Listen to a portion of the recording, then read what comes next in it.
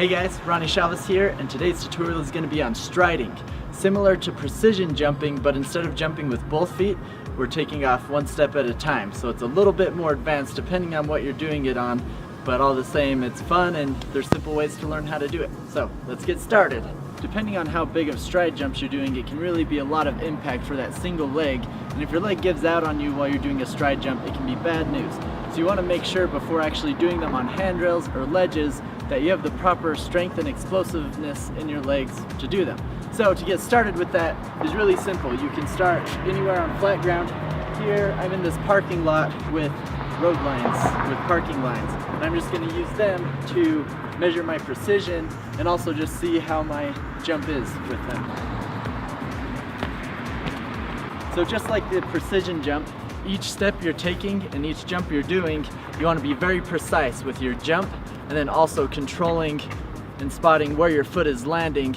And then also with this, you want to be landing on that foot ready to be explosive so that you can jump and get the power and momentum to go to the next one.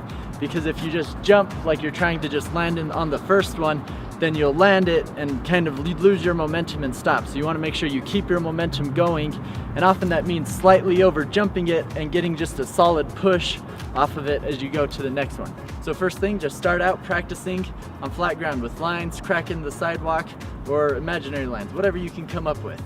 So now you've practiced getting the feel for striding and bounding, and you're ready to take it to the next step, which is literally a step or a curb, which is a good thing to practice on because now you really have to focus on precision, but it's not so high up that you'll get hurt if you mess up.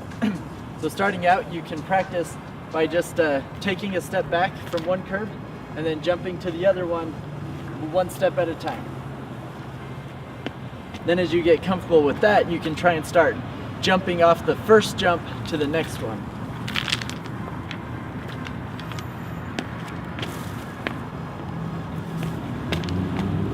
So you're getting confident in your strides and you're ready to take it to handrails.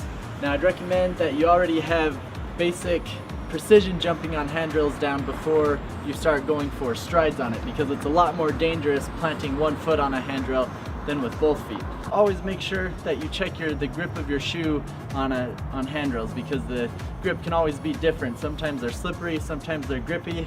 Sometimes just wiping your shoe off will help because it picks up dust, and just cleaning it off a little bit will make it so that it grips nice and solid to the handrail. You can start just on a flat rail before you jump to it. You can just start from the ground and just practice, stepping off with one foot.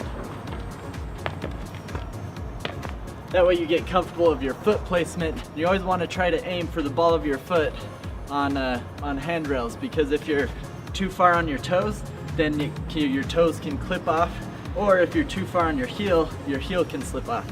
So if you're about right here and you slide a little bit, you still can safely land in the middle of your foot. So now you're ready to jump from one handrail to the next. So same thing, you're just gonna be precise about foot placement and just hit it. Okay, practice that a few times, and then when you feel comfortable with that, then get ready to jump to the next handrail. So with each handrail, you can progress into it until eventually you can just keep striding without stopping. So there's your basic stride. It just takes lots of practice to get strong and powerful with them. You can also practice this move on flat ground as a way to improve your jumping ability and landing ability. Thanks for watching.